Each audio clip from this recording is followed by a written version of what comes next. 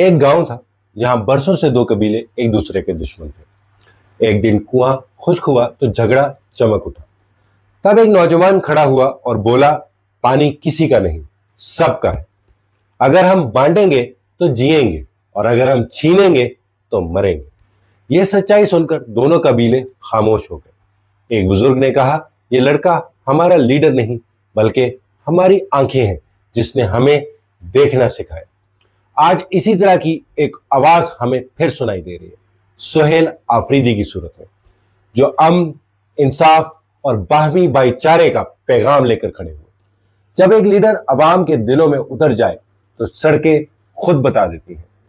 4 सदा के जलसे और आज अमन जरगे के मनाजिर इस हकीकत की गवाही दे रहे हैं कि यह महज सियासत नहीं, ये अवामी मोहब्बत है। कल 4 सदा में तारीखी जलसा और आज अमन जरगे में वो खिताब, दोनों ने साफ कर दिया कि ये सिर्फ एक सियासतदान नहीं, ये एक तहरीक है। अमन, वकार और अपने लोगों के लिए खड़े रहने की तहरीक। 4 सदा का ग्राउंड भर गया था।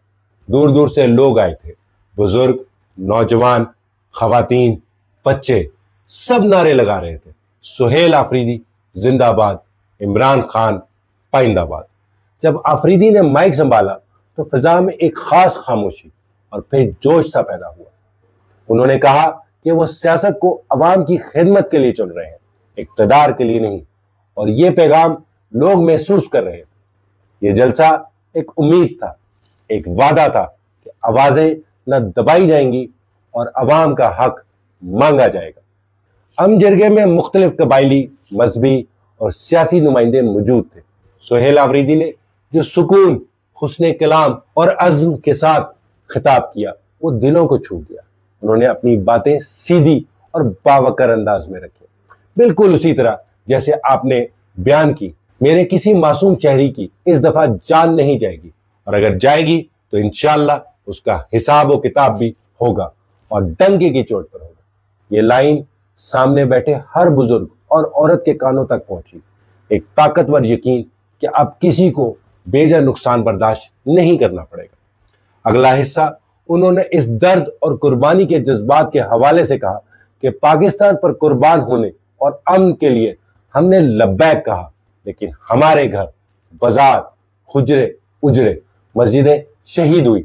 ऑपरेशन पे ऑपरेशन, ड्रोन्स पे ड्रोन, जेट तैयारों की बमबारी। हमारी औरतें, जिनके भाई ने भी उनके सर के बाल नहीं देखे थे, वो नंगे पांव इन सड़कों पर घूम रहे थे। ये सच्चाई का बयान था, जख्मों की आवाज थी, जिसने सुनने वालों के चेहरे पर गम और अज़्म दोनों जगा दिए। सुहेल आफरीदी ने फिर खैबर पख्तूनख्वा के लोगों की खुद मुख्तारी और कौमी शनाख्त को मजबूत अंदाज में वाज़ेह किया। पाकिस्तान को तस्लीम करने का फैसला हमारा अपना था। तमाम कबायली अवाम की चॉइस थी कि वो पाकिस्तान को तस्लीम करें। हम पाकिस्तानी थे, हम पाकिस्तानी हैं और हम पाकिस्तानी रहेंगे। किसी सर्टिफिकेट की जरूरत नहीं।